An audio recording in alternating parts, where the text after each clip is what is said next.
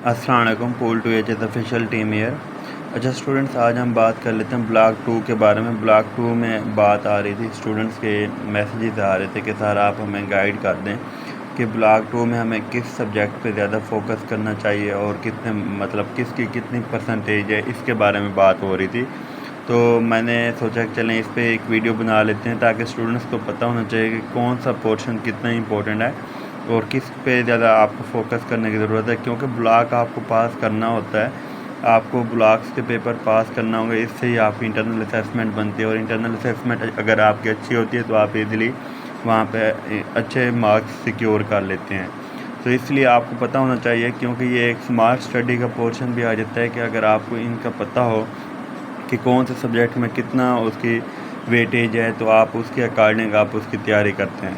तो स्टूडेंट्स, आज हम बात कर लेते हैं ब्लॉक 2 के बारे में। ब्लॉक 2 में अगर हम बात करें तो हमें इसका पता होना चाहिए कि सबसे पहले ब्लॉक 2 में इसकी हम परसेंटेज की बात करेंगे कि परसेंटेज क्या है।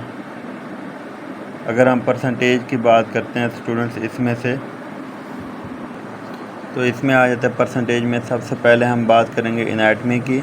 तो एनाटमी की जो परसेंटेज स्टूडेंट्स इसमें आ जाती है, वो सबसे ज़्यादा मेजर पोर्शन जो है आपका वो एनाटमी है। वो 58% आपका जो सिलेबस है, वो पेपर है ब्लॉक 2 का, वो एनाटमी कवर करती है, जिसमें आपको सिलेबस का आइडिया है। इसके बाद फिजियोलॉजी की बात कर लेते हैं। तो फिजियोलॉजी में से भी आपने ये देख लेना है कि इसमें से कितनी परसेंटेज आती है। इसमें 14% जो है आपका पेपर वो फिजियोलॉजी कवर करती है।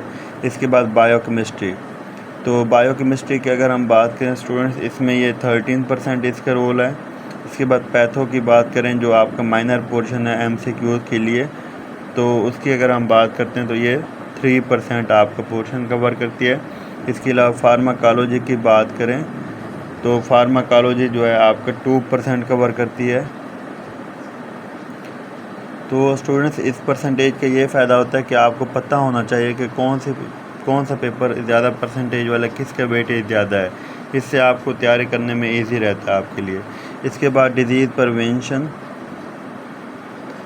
ये वाला जो टॉपिक है आपका, इसके बारे में आपको ये 8% यहाँ पे कैरी करता है। उसके बाद एजिंग का एक टॉपिक होता है आपके सिलेबस में, वो 2% कैरी करता है। तो अगर मैं यहाँ पे स्टूडेंट्स आपको कहूँ कि 58% और 14% और 13% वाले, अगर इन सब्जेक्ट्स को हम कहते हैं मेजर पोर्शन, अगर आप इस पे ज़्यादा फोकस कर लेते हैं तो आप इजीली पास हो सकते हैं। इसके बाद माइनर पे भी आप फोकस ज़रूर करें, लेकिन अगर आप मेजर पे भी कंसंट्रेट कर लेते हैं तो मेजर से भी आपका पेपर क्लियर हो जाता है।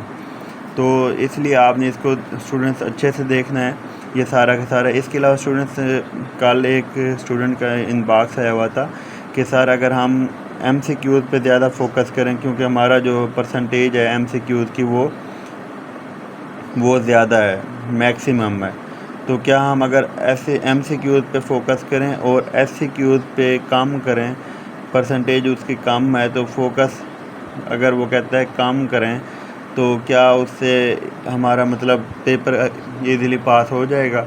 तो स्टूडेंट्स, मैंने उसको भी रिस्पांस किया था और आपके लिए भी एक वीडियो बना रहा हूँ कि आप ये देखें कि जो आपकी मैक्सिमम परसेंटेज है वो एमसीक्यूज़ की है। तो स्टूडेंट्स, एमसीक्यूज़ ऐसे होते हैं कि कभी कभार आपके पास समटाइम्स ऐसे एमसीक्यूज़ आ जाते हैं, क्लिनिकल टाइप आ जाते हैं। कुछ स्टूडेंट से अटैम्प्ट हो रहे होते हैं, कुछ से नहीं हो रहे होते।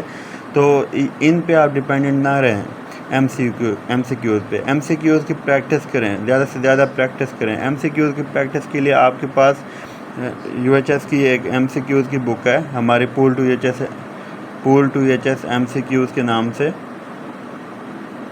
आप वो लें, वहाँ से आप इसकी प्रेपरेशन करें। इससे आपकी जो प्रेप होगी एमसीक्यूज़ की वो अच्छी हो जाएगी। ये एक प्रैक्टिस एमसीक्यूज़ है, जहाँ से आपको एमसीक्यूज़ जो पास्ट यूएचएस में आ चुके होते हैं वो आपको सारे के सारे एमसीक्यूज़ यहाँ पे मिलते हैं पास्ट यूएचएस के। तो आप ये प्रैक्टिस एमसीक्यूज़, आप टोटली भी इस पर डिपेंड नहीं कर सकते, लेकिन अगर आप इसके साथ प्रैक्टिस कर लेते हैं तो आपके नॉलेज के साथ साथ एमसीक्यूज़ की प्रैक्टिस लाजमी होती है, तो आप लाजमी करें। इसके बाद स्टूडेंट, एससीक्यूज़ लाजमी है। एससीक्यूज़ ही आपको पास कराने में मेजर रोल प्ले करते हैं, क्योंकि इसका जो सिलेबस होता है वो बेशक कम है, इसकी परसेंटेज इसकी बेशक मिनिमम है, लेकिन MCQ पे भरोसा नहीं किया जा सकता। SCQ पे आप कर सकते हैं। SCQ के क्वेश्चंस की प्रैक्टिस करें, वहाँ से जहाँ से आपको SCQ के क्वेश्चंस की प्रैक्टिस, जहाँ के किस तरह का क्वेश्चन UHS में पूछा जाता है, ऑलरेडी प्रीवियस क्वेश्चन पूछे जा चुके हैं, वो प्रैक्टिस करें। तो उसके लिए रिसेंटली हमारी टीम की एक बुक आ रही है, इंशाल्लाह इस वीक में आ जाएगी स्टूडेंट्स, वो आप उसको परचेज़ करें। उसमें सारे के सारे आपके ब्लॉक 1 के अकॉर्डिंग, ब्लॉक 1, ब्लॉक 2, ये जो है ना ब्लॉक 2, इसमें आपका माइनर से मेजर जितने भी टॉपिक्स हैं वो सारे के सारे जितने भी SCQs के छोटा से छोटा, अगर एक ऐसा टॉपिक है जिसका पास्ट UHS में एक SCQ आया हुआ है आज तक, तो वो भी आपको ऐड करके दिया गया है इस बुक के अंदर, और एक अच्छे पैटर्न के साथ। तो बुक का नाम है डहा पास्ट पेपर्स SCQs। आप उसको लाजमी लें और वहाँ से भी प्रैक्टिस करें, और SCQs को भी अच्छा करें, MCQs को भी अच्छा करें। ये सारे के सारे पास्ट UHS के SCQs हैं, और यहाँ पे पास्ट UHS के MCQs हैं। ये सारे पूल टू UHS की टीम की ही बुक्स हैं, आप उनको यूज़ करें साथ साथ और अच्छी प्रिपरेशन करें। तो इसके अलावा स्टूडेंट्स, आप में से किसी के भी कोई क्वेश्चन हों या कोई भी क्वेरी हो तो आप इनबॉक्स कर सकते हैं। इसके अलावा स्टूडेंट, आप में से जो भी इस चैनल पे न्यू है, काइंडली चैनल को सब्सक्राइब कर लें ताकि अगली आने वाली जितनी भी वीडियोज़ हैं आपको मिलती रहें। थैंक यू स्टूडेंट्स, अल्लाह हाफ़िज़।